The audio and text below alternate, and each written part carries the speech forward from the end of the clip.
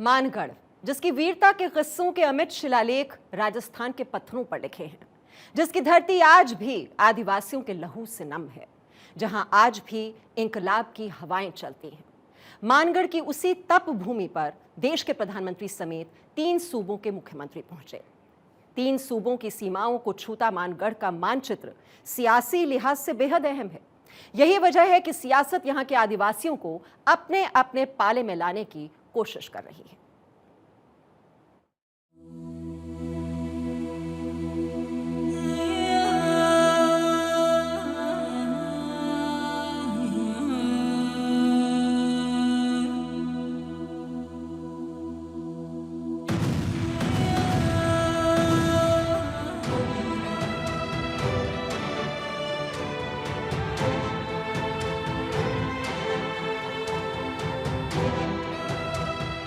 मानगढ़ धाम है तप का, मानगढ़ नाम है वीरों का और मानगढ़ के रहने वाले आदिवासी मान है हिंदुस्तान का।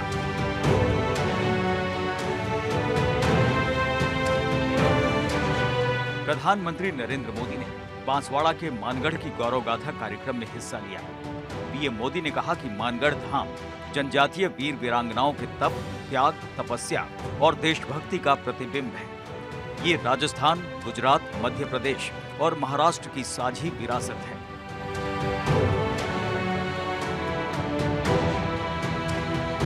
हम सभी का मानगढ़ धाम आना, ये हम सबके लिए प्रेरक है, हमारे लिए सुखद है।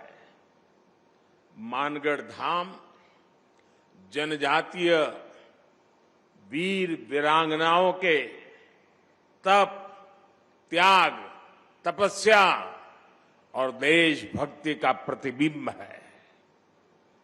ये राजस्थान, गुजरात, मध्य प्रदेश और महाराष्ट्र के लोगों की साझी विरासत है। प्रधानमंत्री नरेंद्र मोदी 10 साल बाद करीब 1500 आदिवासियों की शहीद स्थली मानगढ़ धाम पहुंचे। मोदी ने कहा कि 1857 के स्वतंत्रता संग्राम से पहले आदिवासी समाज ने आजादी का बिगुल फूंका था।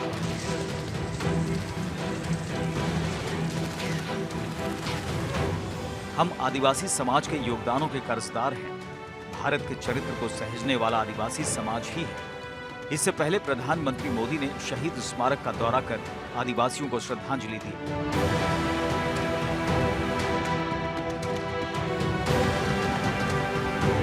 भारत का अतीत, भारत का इतिहास, भारत का वर्तमान और भारत का भविष्य आदिवासी समाज के बिना पूरा नहीं होता। हमारी आजादी की लड़ाई का भी पग पग इतिहास का पन्ना पन्ना आदिवासी वीरता से भरा पड़ा है। 1857 की क्रांति से भी पहले विदेशी हुकूमत के खिलाफ आदिवासी समाज ने संग्राम का बिगुल फूंका था। मोदी ने कहा कि मानगढ़ धाम को भव्य बनाने की इच्छा सबकी है। मध्य प्रदेश, राजस्थान, गुजरात और महाराष्ट्र आपस में चर्चा कर एक विस्तृत प्लान तैयार करें और मानगढ़ धाम के विकास की रूपरेखा तैयार करें। 4 राज्य और भारत सरकार मिलकर इसे नई ऊंचाइयों पर ले जाएंगे। अभी यहां मानगढ़ धाम के संपूर्ण विकास की चर्चा भी हुई है। मानगढ़ धाम के भव्य विस्तार की प्रबल इच्छा हम सभी में है। इसके लिए राजस्थान, गुजरात, मध्य प्रदेश और महाराष्ट्र को मिलकर काम करने की आवश्यकता है। मेरे यहां चारों राज्य और सरकारों से आग्रह है कि इस दिशा में विस्तृत चर्चा करें, एक रोड मैप तैयार करें, ताकि गोविंद गुरु जी का स्मृति स्थल भी पूरे विश्व में अपनी पहचान बनाए। मुझे विश्वास है मानगढ़ धाम का विकास इस क्षेत्र को नई पीढ़ी के लिए प्रेरणा का एक जागृत स्थल बनाएगा। राजस्थान, गुजरात, महाराष्ट्र की सीमाओं को समेटने वाला मानगढ़ ऐतिहासिक और राजनीतिक तौर से कितना महत्वपूर्ण है, इसका अंदाजा इस बात से लगाया जा सकता है कि मानगढ़ में देश के प्रधानमंत्री समेत 3 सूबों राजस्थान के सीएम अशोक गहलोत, मध्य प्रदेश के मुख्यमंत्री शिवराज सिंह चौहान और गुजरात के सीएम भूपेंद्र पटेल मौजूद रहे। राजस्थान के मुख्यमंत्री अशोक गहलोत ने कहा कि मानगढ़ धाम के इतिहास को स्वर्ण अक्षरों में लिखा गया है। देश की आजादी के लिए मानगढ़ की भील जाति ने अपने प्राणों की आहुति दी। इस बलिदान को देश कभी नहीं भूल सकता।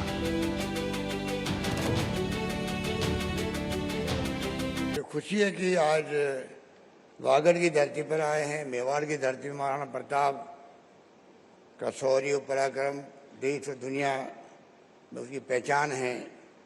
यहाँ फ्रीडम फाइटर बहुत हुए। यहाँ के मुख्यमंत्री भी हुए हरदेव जोशी जी, बीकाबाई भील बहुत बड़े नेता हुए देश के, माणिकलाल वर्मा हुए, भोगीलाल पंड्या हुए, उपाध्याय जी हुए, कितने लोग हुए जिन्होंने उस वक्त में भाग लिया था। पर ये मानगढ़ धाम जो इतिहास रच गया है, मैं समझता हूँ कि ये हम लोगों के लिए गौरव की बात है। गुजरात के मुख्यमंत्री मानगढ़ में नेताओं की मौजूदगी सियासी समीकरणों को समेटती दिखी। मानगढ़ से सियासत ने आदिवासियों के उत्थान का ऐलान किया है। दरअसल 3 सूबे की सीमाओं से लगते मानगढ़ की आदिवासी आबादी सियासत के लिहाज से बेहद अहम मानी जाती है, क्योंकि यहाँ रहने वाली भील जाति मध्य प्रदेश और गुजरात में भी बड़ी तादाद में रहती है। तीनों राज्यों की कुल 652 में से 99 विधानसभा सीटें अनुसूचित जनजाति यानी एसटी के लिए रिजर्व है। इसके मायने है कि तीनों राज्यों की कुल 16% सीटों से आदिवासी विधायक ही चुने जाएंगे।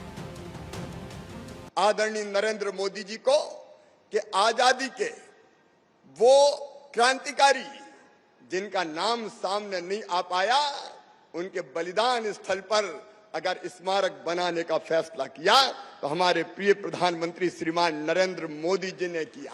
और शहीदों के पूजन की ये परंपरा फिर से प्रारंभ की है हमारे प्रधानमंत्री जी ने। यहाँ की मानगढ़ की अमर गाथा, जहाँ 1507 से ज्यादा भील भाई और बहनों ने बलिदान दिया, आज सचमुच में वो जहां भी होंगे उनको लगता होगा कि हमारा बलिदान याद किया जा रहा है। आदरणीय श्री नरेंद्र भाई ने गुजरात के मुख्यमंत्री के रूप में सन 2012 में मानगढ़ हिल पर जन भागीदारी से वन महोत्सव मनाया था। आदिवासियों के देश प्रेम और वृक्ष प्रेम का समन्वय इस वन महोत्सव से जनमानस में गोविंद गुरु स्मृति से श्री नरेंद्र भाई ने उजागर किया था। देश के स्वतंत्रता संग्राम में अमूल्य योगदान देने वाले वनवासी परिवारों को स्वतंत्रता के दशकों बाद विकास के मुख्य प्रवाह में लाने के ठोस कदम श्री नरेंद्र भाई के नेतृत्व में गुजरात ने उठाए हैं। गुजरात में महीने भर बाद चुनाव है। 1-2 साल में राजस्थान, मध्य प्रदेश, छत्तीसगढ़, कर्नाटक, तेलंगाना के विधानसभा और देश के लोकसभा के चुनाव होने हैं। इन राज्यों में विधानसभा की 200 और लोकसभा की करीब 50 सीटें ऐसी हैं जो प्रत्यक्ष रूप से आदिवासी बहुलता वाली हैं। इसके अलावा इन सभी राज्यों में 50 से 60% सीटें ऐसी हैं जहां अप्रत्यक्ष रूप से आदिवासी मतदाताओं की अच्छी पकड़ है।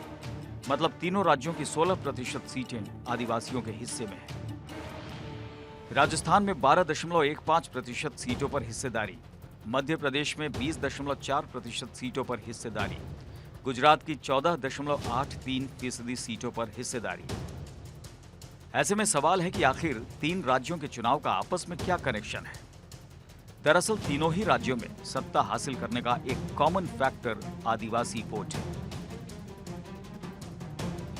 गुजरात की बात करें तो यहां विधानसभा की कुल 182 सीटें हैं।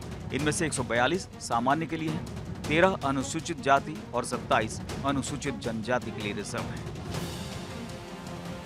यहां कुल सीटों का 14.83% हिस्सा एसटी के लिए सुरक्षित है।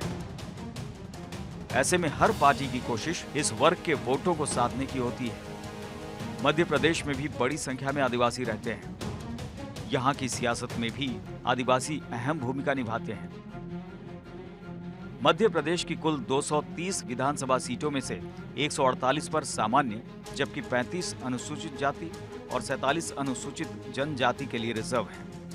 2018 में विधानसभा चुनाव में कांग्रेस को 114 सीटों पर जीत मिली, जबकि 109 सीटों पर कमल खिला। राज्य में एसटी सीटों का हिस्सा 20.4% है। ऐसे में कुल सीटों का 5वां हिस्सा रखने वाली इन सीटों की ताकत से ही चुनावी हार जीत का फैसला होता है।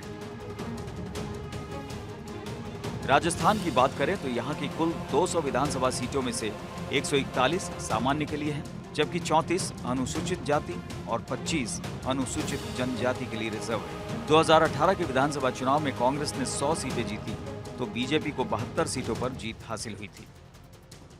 एसटी सीटों की हिस्सेदारी करीब 12.15% है। ये आंकड़ा मध्य प्रदेश की तुलना में कम है, लेकिन चुनावी हार जीत के लिहाज से बेहद अहम है। सत्ता की सीढ़ियों पर चढ़ने के लिए आदिवासी वोटों की अहम भूमिका है। यही वजह है कि तीनों सूबों की नजर आदिवासी वोटर्स पर है, क्योंकि तीनों राज्यों में इन 99 सीटों के अलावा करीब 50 दूसरी सीटों पर भी आदिवासियों के वोट हार जीत में अहम भूमिका निभाते हैं। आदिवासी सीटों पर जीत दर्ज करने वाली पार्टी ही अमूमन सत्ता तक पहुंचती रही है। राजस्थान और मध्य प्रदेश में 2018 में हुए पिछले चुनाव के नतीजे इसकी गवाही देते हैं। यही वजह है कि आदिवासी वोट बैंक को साधने के लिए सियासत फिलहाल मानगढ़ धाम की परिक्रमा करने लगी है। मानगढ़ से ऐश्वर्य प्रधान के साथ ब्यूरो रिपोर्ट, भारत 24। राजस्थान की धरती वीरों की धरती है, जहां से इंकलाब का बिगुल बजा, जहां से अंग्रेजों के खिलाफ आंदोलन शुरू हुए। राजस्थान के मानगढ़ का इतिहास आदिवासियों के शौर्य से भरा पड़ा है। आदिवासियों के नेता गोविंद गुरु ने अंग्रेजों के खिलाफ ऐसा आंदोलन छेड़ा था जिससे अंग्रेजी हुकूमत की जड़ें उखड़ गई थी। देखिए मानगढ़ के आदिवासियों के शौर्य की कहानी।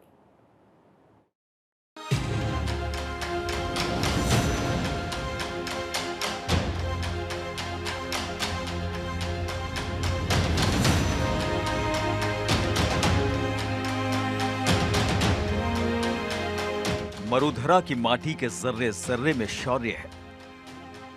मरुधरा की माटी के कण कण में बलिदान है। इतिहास के पन्ने राजस्थान की वीर गाथाओं से भरे पड़े हैं। राजस्थान ने हिंदुस्तान की आजादी के लिए अपने प्राणों की आहुति दी है। बांसवाड़ा के मानगढ़ के मानचित्र पर भी आदिवासियों के बलिदान की वीर गाथाएं लिखी हैं। मानगढ़ के इतिहास में आदिवासियों की महानता के किस्से दर्ज हैं। बांसवाड़ा से करीब 80 किलोमीटर दूर मानगढ़ धाम एक पहाड़ी पर बना हुआ है। पहाड़ी का एक हिस्सा गुजरात में और एक हिस्सा राजस्थान में शामिल है। यहां से ही गोविंद गुरु ने आदिवासियों के साथ मिलकर ब्रिटिश हुकूमत के खिलाफ स्वतंत्रता का आंदोलन चलाया था। गोविंद गुरु का जन्म 20 दिसंबर 1858 को डूंगरपुर जिले के बसिया गांव के बंजारा परिवार में हुआ था। 1903 में गोविंद गुरु ने संप सभा बनाई, जिसका उद्देश्य विदेशी वस्तुओं का बहिष्कार था। उन दिनों पूरा देश अंग्रेजों के जुल्म से परेशान था। इस दौरान गोविंद गुरु ने अंग्रेजी हुकूमत के खिलाफ आंदोलन छेड़ दिया था। सबसे पहले उन्होंने लोगों में शिक्षा की अलख जगाने और उन्हें धर्म से जोड़ने का काम शुरू कर दिया। गोविंद गुरु के आंदोलन से बड़ी संख्या में आदिवासी जुड़े थे। 17 नवंबर 1913 के दिन मार्गशीर्ष पूर्णिमा पर गोविंद गुरु का जन्मदिन मनाने के लिए आदिवासी भक्तों की टोलियां मानगढ़ धाम के पहाड़ पर जुटी थी। इसी दिन खेरवाड़ा से ब्रिटिश बटालियन और गुजरात के दाहोद से अंग्रेजी सेना को बुलाया गया। फौज ने पहाड़ी का नक्शा बनाया कि कब और कैसे आदिवासियों को मार गिराना है। इसका पूरा प्लान बनाया गया था और अगली सुबह अंग्रेजी फौज के कर्नल शटन का आदेश मिलते ही अंग्रेजी सेना ने आदिवासियों पर गोलीबारी शुरू कर दी। 17 नवंबर 1913 को अंग्रेजों ने अचानक निहत्थे आदिवासियों पर फायरिंग शुरू कर दी और 1500 से ज्यादा आदिवासियों को गोलियों से भून डाला। मानगढ़ की भूमि बलिदानी भीलों के खून से रंग गई थी। उन्हीं की याद में मानगढ़ धाम बना हुआ है। हमले के दौरान अंग्रेजों ने गोविंद गुरु और उनके एक साथी को जंजीरों से जकड़ दिया था। इसके बाद उन्हें अहमदाबाद और संतरामपुर की जेलों में कैद रखा।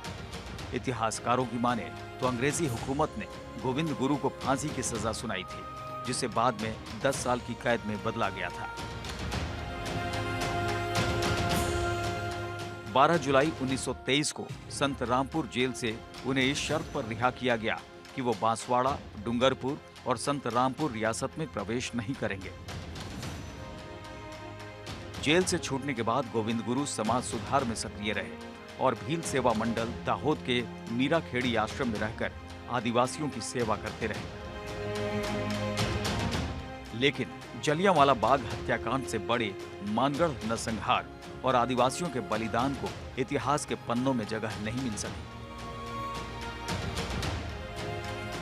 मानगढ़ की इस पहाड़ी पर अंग्रेजी हुकूमत ने 1,500 से ज्यादा युवाओं, बुजुर्गों, महिलाओं को घेर करके उन्हें मौत के घाट उतार दिया। आप कल्पना कर सकते हैं, एक साथ 1,500 से ज्यादा लोगों की जघन्य हत्या करने का पाप किया गया। दुर्भाग्य से आदिवासी समाज के इस संघर्ष और बलिदान को आजादी के बाद लिखे गए इतिहास में जो जगह मिलनी चाहिए थी, वो नहीं मिली। मानगढ़ धाम आदिवासियों का तीर्थ स्थल है। पीएम मोदी ने भी आदिवासियों के तीर्थ स्थल पहुंचकर गोविंद गुरु का आशीर्वाद लिया और आदिवासियों के बलिदान को नमन किया। हालांकि ये पहला मौका नहीं है जब पीएम मोदी मानगढ़ धाम पहुंचे हों। इससे पहले मोदी ने गुजरात के मुख्यमंत्री रहते हुए मानगढ़ को लेकर बहुत विकास कार्य कराए थे। गोविंद गुरु ने प्रेरणा दी, निशस्त्र समाज सुधार करके काम कर रहा है भगतों समूह,